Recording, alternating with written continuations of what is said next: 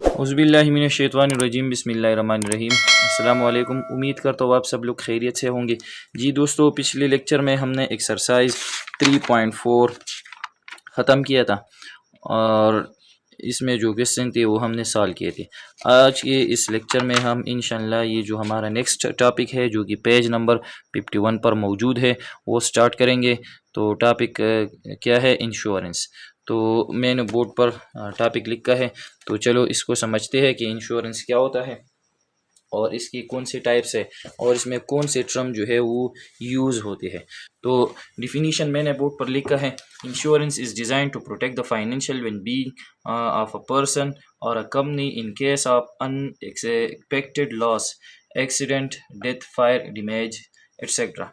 मतलब ये है कि इंश्योरेंस जो है ये एक अहम टूल है, ठीक है, जो कि हमारी बिजनेस या हमारी जो पर्सनल लाइफ है तो इसमें जो रिस्क आते हैं, ठीक है, फर्ज करें हम एक बिज़नेस करते हैं उसमें रिस्क आता है, ठीक है, या हमारी पर्सनल लाइफ में कोई रिस्क आता है, ठीक है, तो उस रिस्क को उस जो ख़तरा होते हैं तो उसको संभालने के लिए हम क्या करते हैं, हम इंश्योरेंस स्टार्ट करते हैं।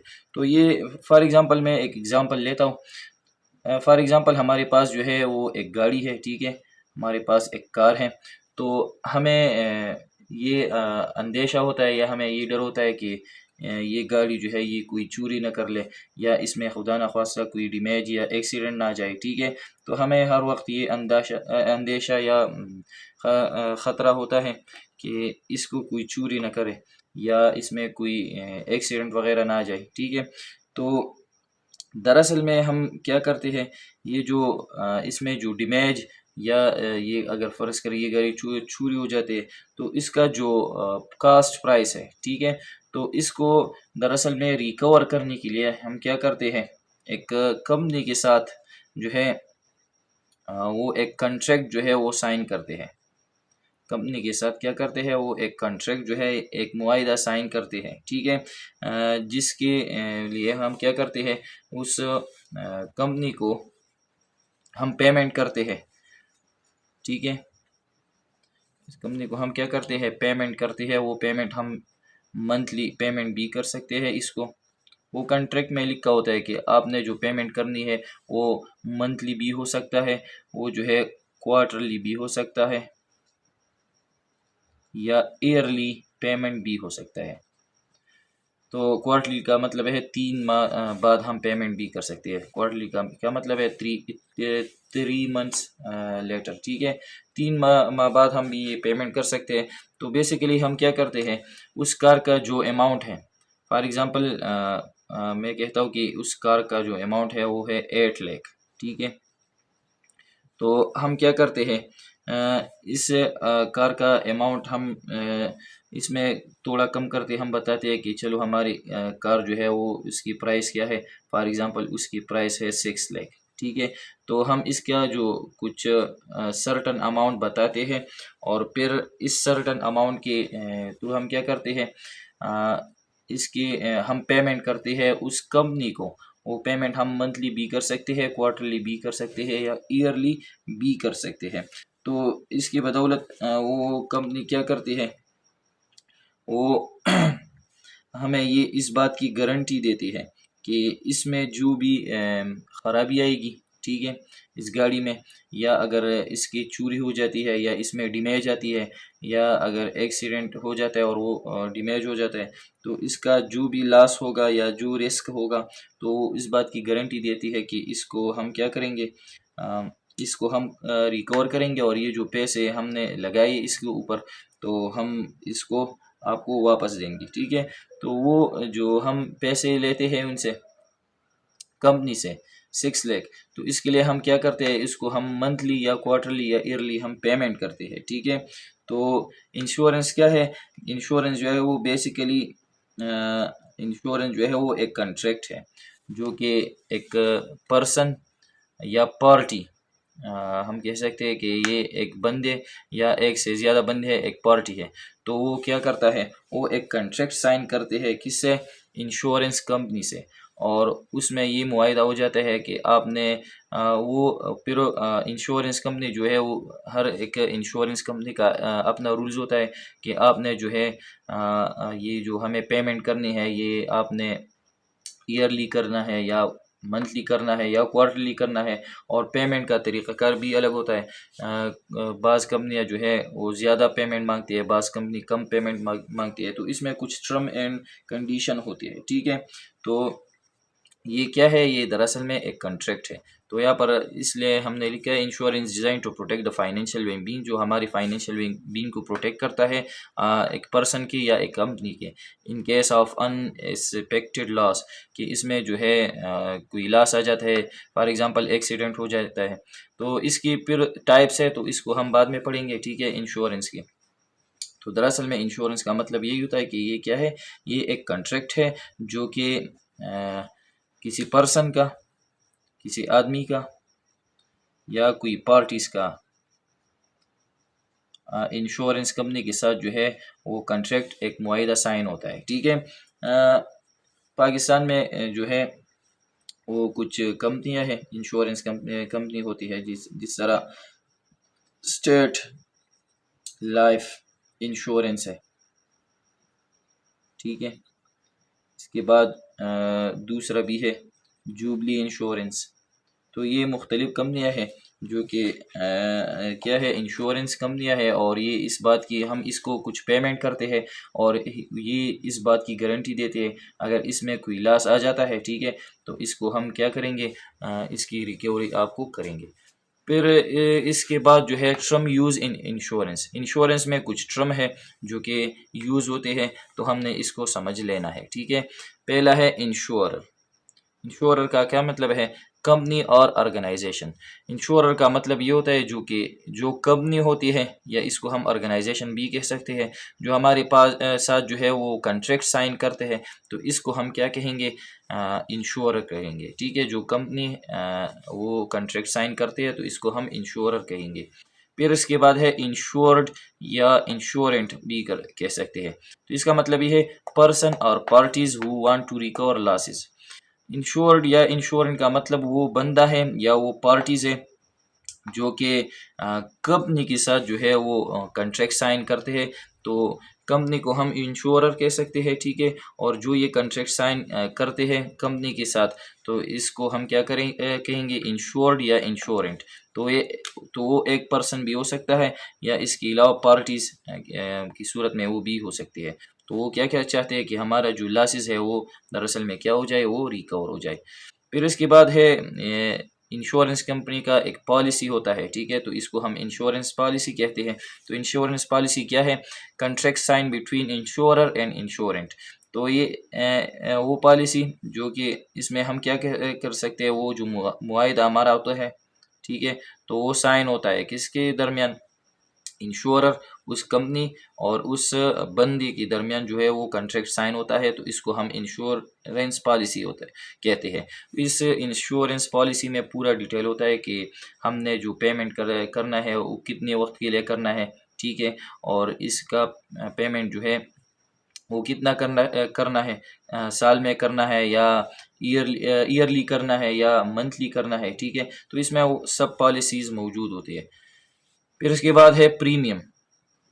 प्रीमियम का मतलब क्या है, हम जो इंश्योरेंस कंपनी को जो पेमेंट करते हैं, तो इस पेमेंट को हम क्या कहेंगे, प्रीमियम।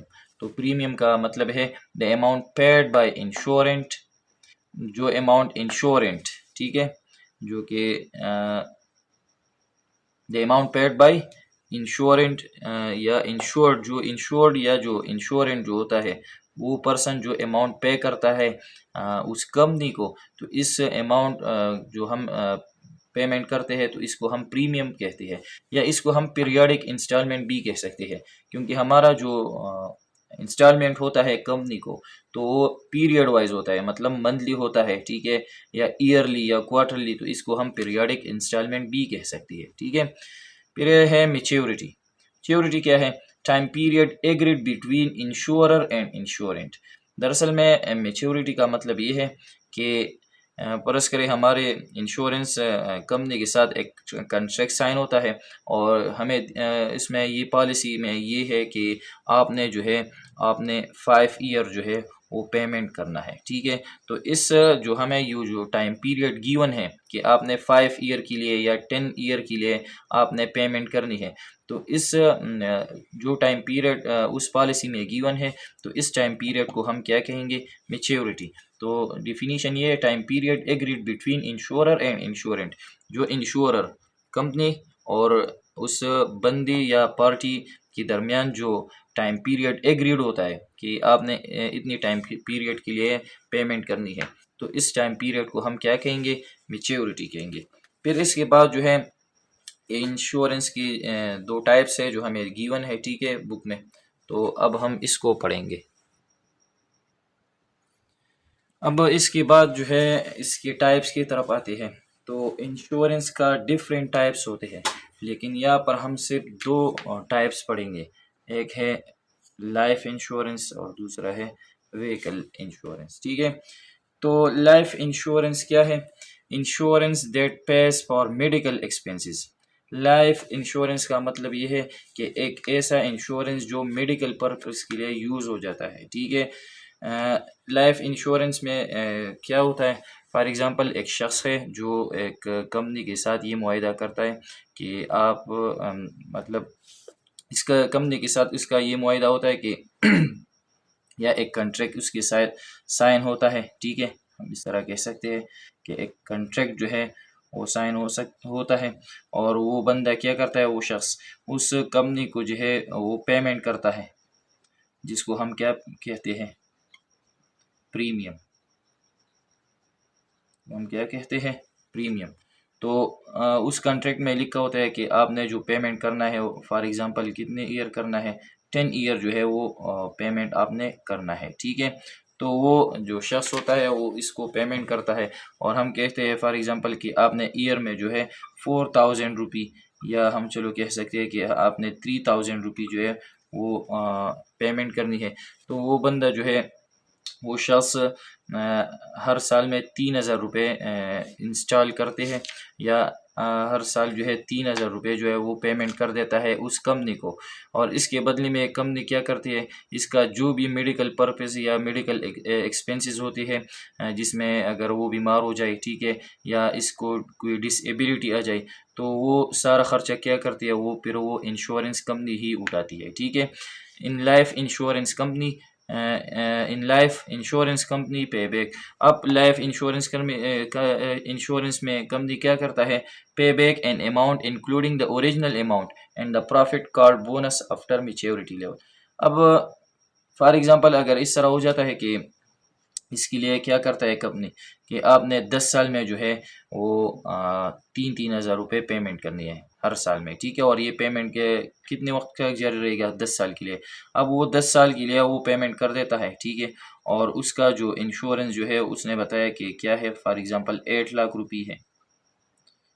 तो अगर इसी दौरान क्या होता है, इसको कोई बीमारी नहीं आती या इसका डेथ नहीं हो जाता, ठीक है, तो फिर क्या कंपनी क्या करते हैं, और इसका जो पीरियड है वो पूरा हो जाता है, वो 10 साल जो है मुसलसल पेमेंट करता है 3,000 रुपये।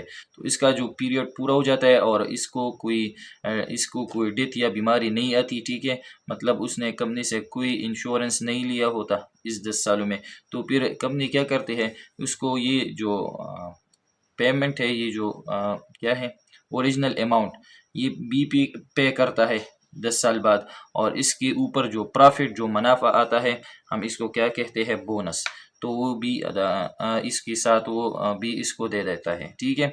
और अगर इस दौरान for example 10 year contract sign हुआ है 10 ईयर के लिए, और वो तकरीबन फॉर एग्ज़ाम्पल हम कहें कि 2 ईयर के लिए उसने पेमेंट कर दी, लेकिन फिर इसके बाद अचानक इसको क्या आता है, डिसेबिलिटी आती है, या हम कह सकते हैं कि इसको क्या आता है, इस बंदे को डेथ आता है, तो या और कोई बीमारी आती है, ठीक है।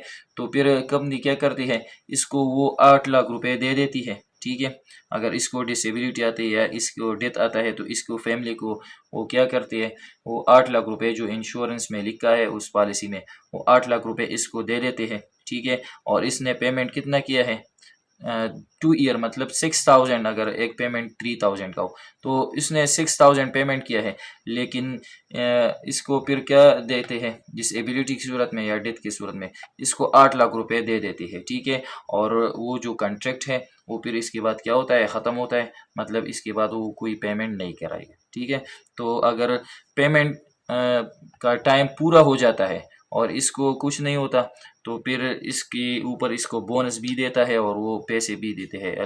लेकिन अगर इसको डेथ आ जाता है तो फिर इसके बाद क्या होता है, इसको पैसे दी जाती है और फिर इसका वो कॉन्ट्रैक्ट क्या होता है, वो ख़त्म हो जाता है। तो ये था लाइफ इंश्योरेंस, ठीक है। फिर इसके बाद है व्हीकल, या हम इसको ऑटो इंश्योरेंस भी कहते हैं। तो ये क्या है, contract between vehicle and insurance company. ये भी फॉर एग्ज़ाम्पल एक शख्स है जिसने गाड़ी ख़रीदा है, तो इसको डर है कि ये कहीं चोरी ना हो जाए या इसमें कोई डैमेज ना आ जाए या इसमें कोई फॉल्ट ना आ जाए एक्सीडेंट वगैरह की सूरत में, तो वो क्या करता है, वो कंपनी से, इंश्योरेंस कंपनी और उस व्हीकल का जो ऑनर है, उसका जो मालिक है, तो कंपनी और इसके दरमियान एक मुआहिदा तय होता है, ठीक है। और वो कहते हैं कि कंपनी की रूल्स में, फिर हर कंपनी का अपना रूल्स होता है, लेकिन अगर इसमें लिखा है कि आपने क्या करना है, आपने ईयरली फॉर एग्ज़ाम्पल आपने 7% जो है वो पेमेंट करना है, ठीक है। 7% ऑफ द अमाउंट, जो कि अमाउंट है उस व्हीकल का जो भी अमाउंट है, तो इसका आपने 7% जो है वो ईयरली पेमेंट करना है। और इसके लिए टाइम पीरियड भी गिवन होता है कि आपने कितने टाइम के लिए ये पेमेंट करना है, फॉर एग्ज़ाम्पल 5 ईयर्स के लिए करना है या 6 ईयर के लिए, ठीक है। तो इस टाइम पीरियड हमें दिया गया होता है और इस टाइम पीरियड में हमने वो पेमेंट करनी होती है, ठीक है। तो अगर इसी दौरान फॉर एग्ज़ाम्पल टाइम पीरियड जो है वो 5 ईयर है, कितना है 5 ईयर, लेकिन अगर इसी दौरान 2 ईयर बाद जो है वो गाड़ी चोरी हो जाता है या इसमें कोई फॉल्ट वगैरह या आती है, तो ये जो कंपनी है ये हमें ये गारंटी देता है कि इसकी जो भी लॉसेस होगा चोरी होने की सूरत में या डैमेज होने की सूरत में, तो इसका जो भी खर्च आएगा तो वो फिर क्या करेंगे, वो इंश्योरेंस कंपनी जो होता है ये वो बर्दाश्त करेंगी। तो हमें इसके लिए टाइम पीरियड दिया गया होता है, जिसको हम क्या कहते हैं, पहले हमने कहा कि इसको हम मैच्योरिटी कहते हैं, ठीक है। तो अगर इसमें क्या होता है कि अगर इसमें कोई मैच्योरिटी टाइम जो है या हम कहते हैं कि टाइम पीरियड 5 ईयर है और इसमें कोई डैमेज या कोई लॉस नहीं हो जाती, ठीक है, तो फिर क्या करते हैं कि हमने जो पेमेंट की है तो इसके ऊपर हमें कुछ बोनस दिया जाता है, ठीक है। और ये जो हमारे जो फिर इसके बाद जो कॉन्ट्रैक्ट है वो ख़त्म हो जाता है, ठीक है। अब यहाँ पर व्हीकल या ऑटो के साथ एक और लफ्ज़ जो आता है, डिप्रिसिएशन पीरियड। डिप्रिसिएशन पीरियड, तो डिप्रिसिएशन पीरियड दरअसल में क्या है, decreasing rate of the vehicle और प्रॉपर्टी। तो ये जो है, ये जो हमारा व्हीकल है इसका डिक्रीजिंग रेट है, मतलब ये है कि हमने इंश्योरेंस में लिखा है कि गाड़ी की कीमत क्या है, फॉर एग्ज़ाम्पल वो 6 लाख है, ठीक है।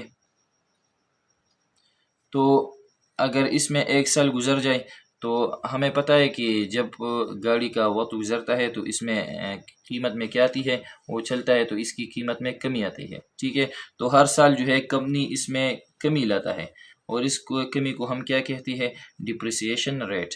तो इसको हर साल जो है वो कम करता है वो प्राइस, ठीक है। तो इस प्राइस को जो डिक्रीज़ होता है, डिक्रीजिंग आती है प्रॉपर्टी की या व्हीकल की प्राइस में जो डिक्रीजिंग आती है, तो इसको हम डिप्रिसिएशन पीरियड कहते हैं, ठीक है। तो जिस डिप्रिसिएशन पीरियड का हमें परसेंटेज हर क्वेश्चन में दिया गया होता है कि चलो डिप्रिसिएशन पीरियड जो है वो 5% है या 7% है, ठीक है।